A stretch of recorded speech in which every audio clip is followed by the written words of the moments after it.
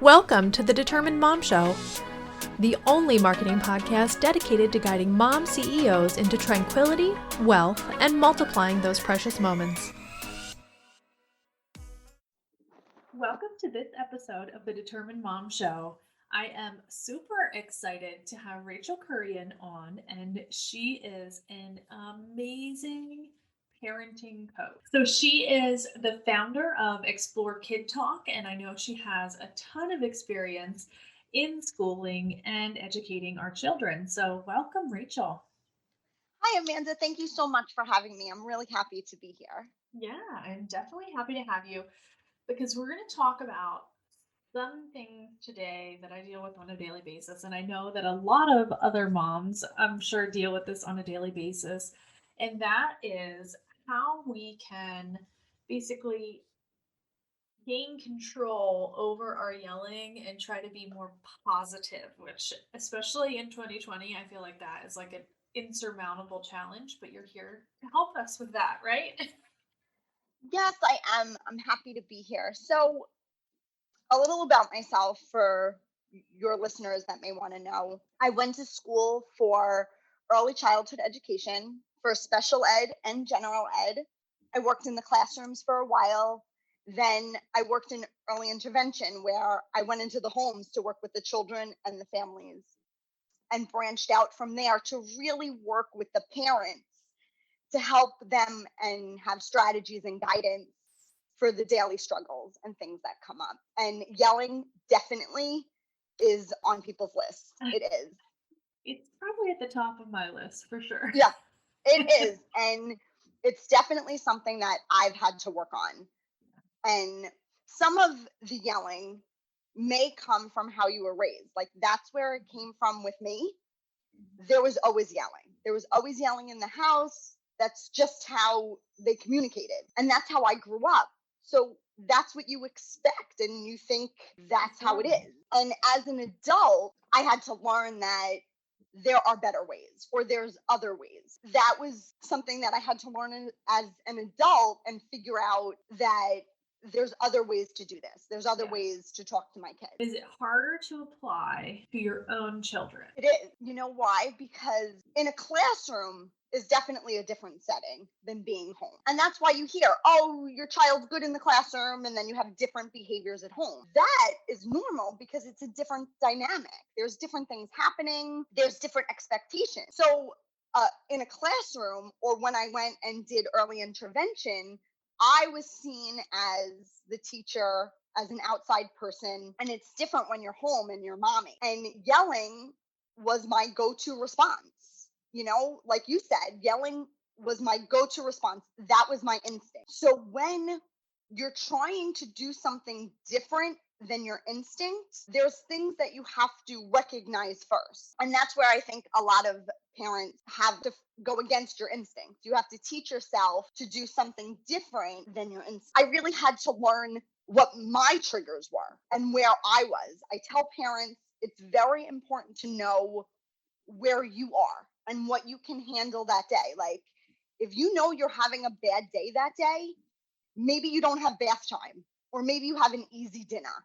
You try to do things where you can make it a little bit easier for yourself if you're already having a bad day, because if you're at your max, you can't handle the other stuff, you know? And even when it's like little stuff, it's like stepping on a Lego. Like, everybody has had that moment where like everything's going wrong and then you step on the Lego and you're like, and then oh you lose it. God, yeah, exactly.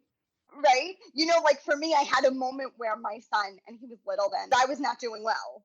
And he like spilled the goldfish all over the floor, and I lost it, you know, but it's really just goldfish crackers on the floor. It's not terrible. A lot of times we don't recognize where we are. And I tell parents to recognize that, but also express that to your children. Let them know you're human and say, mommy's getting angry, you know, to put that expectation out there. Mommy's getting angry. Mommy needs a minute. So the same strategies that you will use to help your little one when they're having their big emotions and tantrums, you need to do for yourself. Recognize your feelings, Mhm. express them, and take a minute, Mhm. which many of us don't do. We're just like, we have to keep doing it, or, and then we get mad and then we yell. So yeah, we need to put ourselves in timeout and think about how we feel, right? Yes, yes, I know it sounds silly, but it is. And if you can do that, you tell your little ones, you say, Mommy's getting angry. Mommy's getting upset. I don't want to yell. Mommy's going to take a minute. You're also modeling that good behavior so that they can see you're doing that also, that you're not just telling them to do it, but you're doing it too. I love that. Everything that you're saying is like super useful and applicable. And I mean, especially this last year, like we talked, like I kind of touched on. I think all of us hit our boiling point really early in 2020 once we realized that our children weren't allowed to go back to school. And like, okay, what do we do with them now? Like, we got to figure out childcare or, completely redo our lives. And that in itself was extremely stressful. And then, you add that to the next 9 months, and yeah, it was a really, really rough year for everyone, and it was probably the year of the yell, or whatever you would The- call it. yeah, Um, yeah. and I love that we're talking about this early in 2021, so that way we can kind of develop better habits this year. And now that we know that we're in the pandemic for the long haul, that we can develop these coping mechanisms, right? Absolutely. And last year, even if you were doing fine for a while, everybody had a point where they like hit a wall, where it was just too much. Like you might have been okay for 3 months or 5 months, and then it didn't end, or things didn't change, and everybody kind of hit a wall. And parents weren't able to handle as much because you're handling your normal things that you had previously, and Mhm. now maybe you're doing homeschooling and there's no daycare, and you're working from home where you used to go out, so now you don't ever leave the house. You're handling more things on top of your normal things because you still have to eat and you still have laundry and Right. you still have your normal things and then everything else. And that's part of recognizing where you are. I am not doing good today. I'm at my max. I can't handle anything else. And that's okay because you're not going to feel like that every day. But on the days you do, it's important to see that and acknowledge that in yourself and then see what you can kind of take away, what's not a priority today. Yeah. Like I said, maybe you don't do baths today. It's too much. You don't want the battle and you don't want to do it. So don't do baths today. They'll Yeah. be fine if they have bath, I love that. you know? Basically, Right. giving ourselves some grace and realizing that we're doing absolutely amazing. And as we enter year two of this fun, fun time. It is. And I think a lot of times, myself included, moms would just say, "Yes, I'm fine. I'm fine." And and that's what you say just to keep doing what you need to do or not acknowledging that you're at your max. You're just like, "I'm fine. I'm fine." And then you lose it over the little things Yeah. where you don't actually want to yell over those little things. Yeah. It's like we're convincing ourselves that we're fine so that way we can continue to be fine, but we're really not fine. So it just is like a powder keg uh, It waiting for that little spark. it is because you're trying to convince yourself that you're fine. Oh, I'm fine. I'm fine. I'm fine. And then you either snap at your partner or you're snapping at your children because you are at your max and you haven't recognized that. You haven't said, and that's why I say put it out there. Acknowledge that. Mommy's upset right now. Mommy doesn't want to yell. I'm going to take a minute. Or you can count or close your eyes and breathe. Whichever strategy works for you. Also, I'm going to share a strategy that doesn't work for me, but it has worked for other parents. If you feel the yelling coming, try to do the opposite and whisper. Talk quiet, whisper, and it automatically calms you down a bit. Now, I share that because it has helped many parents that I've worked with. It doesn't work so well for me Yeah. because I'm not naturally a quiet person.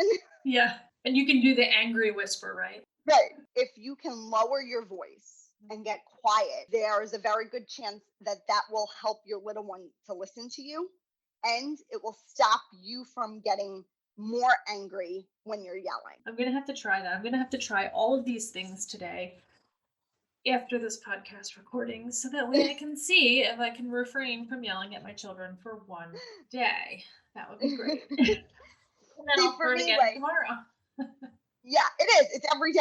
Yeah. It's every day. And especially if you're fighting or trying to do something different than your instincts. Mhm. If your instinct is to yell, if that's your go to response, you have to learn these other ways to respond instead. Yeah. And it's an everyday process.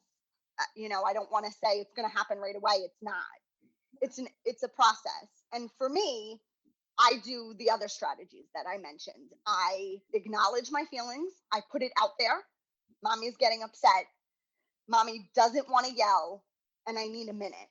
And Yeah. I try to do that because that works for me. So you have to find what works better for you that you can do in the moment when you're feeling it, when you're right there, what works for you to then not yell at you. Super excited that you're sharing this with us, and tell us a little bit more about like how you help parents, like your coaching and your website and what you do. I'd love to. I work one on one with parents that have little ones. So I focus on the ages between 2 and 5. So when I work with you, we discuss what's happening in your home and in your world to make things a little bit easier. So you have strategies just like this. I'm really excited about also is that I have a parenting membership. And the parenting membership is a community where then you're there with like minded parents that are all going through the same thing at the same time. So when we have group calls, everybody is sharing, they're helping each other, and you get guidance and tips right away that you can do and implement after the calls are over. And with the calls each week, you have that support when you need it instead of waiting to ask a question or waiting for the support. You have the support when it comes up. So the membership is something I'm really excited about to bring more moms into the community. That's awesome. I love that. And I think it's going to help so many parents because we all need a little bit of extra help and we all need that guidance. And I know for me, I will often turn to my friends, but are my friends parenting experts? Probably not. And I know for sure that my parents aren't because all of the things like you just said, like you grew up in a yelling environment. So that means that your parents weren't parenting experts. So it's good to actually have a resource to look to when you have those struggles and questions, and also commiserating with other parents that are going through the same thing, but with that leadership of, okay, this is probably not going to work for you, but this is what you could do to make it better. I love that you mentioned that about your parents, about each person's parents, because that is something that so many people are dealing with, that they don't want to parent the same way that they were parented. They want to do things a little bit differently than their parents. And then they can't ask their parents for help because they don't want to do the same things. And a lot of people struggle with that. It's not that they feel it was a bad way, or maybe that's all their parents knew and that's what they did. But for whatever reason, they want to parent a little differently. So their parents aren't a resource, aren't somebody that they usually go to. And that's definitely a factor because they're trying to do something a little bit different. And you do need that guidance and that support when you're trying to do something that you may not know how to go about it. Yeah. So I love that you mentioned that. Yeah, I think it's a really important thing for us to have those resources as parents. And, I think at least just from my perspective, our generation is a generation that is motivated to do better than our parents. And we, I think at least my parents' generation, or your parents maybe, um, looked at our grandparents as like the perfect example of how to parent, which is really odd because it was really horrible parenting. in that generation, in my opinion. The whole like, the kids can be seen but not heard, and like all of this stuff. Like basically, children are worthless and until they grow up, and like, oh, I don't know, it boggles my mind. So having that as an example of the example that you have, right, is crazy. It's absolutely right what you said, that they, whether they were willing or not willing, they didn't look at things like, oh, I'm going to change things or do something differently. Or maybe there's another way. That's just how it was. And it doesn't have to be like that. There are, I spoke with a parent recently and she grew up with spanking. And she's like, that's how I grew up. Like, we weren't, and she's like, I didn't want to do that at all. And I didn't know what to do besides screaming. So she didn't want to spank him, but all she would do was scream and yell. And she said, that's all I'm doing all day is screaming. And eventually they become desensitized to that because it's like, oh yeah, mom's just screaming again, whatever, like, and it's not, Right. but we're just screaming to hear ourselves scream at some point. Right. Like you said, you're not getting the result that you want. And that's how it continues, because it is your go-to response. It's your instinct, and you yell, and then it happens again and you're at your max and you don't know how to handle it. And then it happens again tomorrow, so you need some other strategies to say, what can I do instead? And these are some tips that you can do instead. I love it. So Explore Kid Talk is your website, and that's where people can come to get parenting tips and also to join the membership. Is that right? Yes, there is a way to join the membership on the website. Absolutely. You can also find me. I have a free Facebook group for any parent that would like to join, where I do lives and information.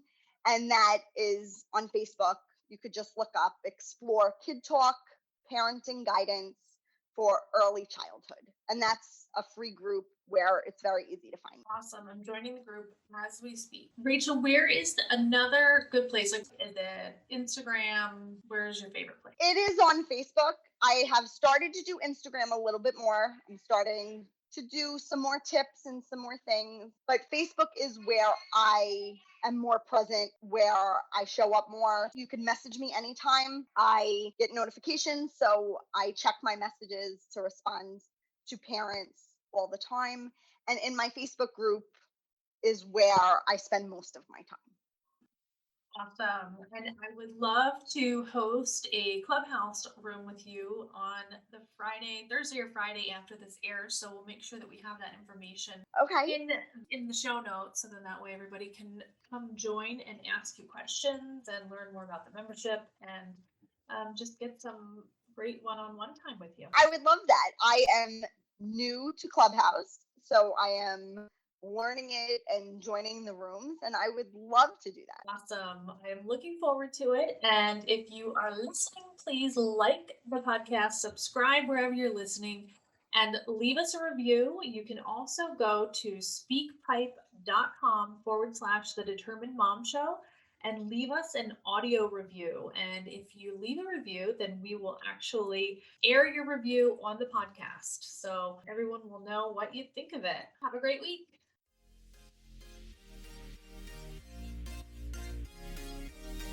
This episode of The Determined Mom Show is brought to you by the Google My Business Master Course from TDM Marketing. Learn everything you need to know to rank in the top 3 of Google My Business search results. In this course, we will teach you the Google My Business foundation, how to optimize your listing, what a Google My Business post is, how often to post, and we'll also show you the best posting tools in the industry. We'll also show you how to pull your insights, analyze them, and what the best key performance indicators are that you should be tracking. We will also give you free resources and access to a coaching call. So please visit tdm-marketing.com to sign up today.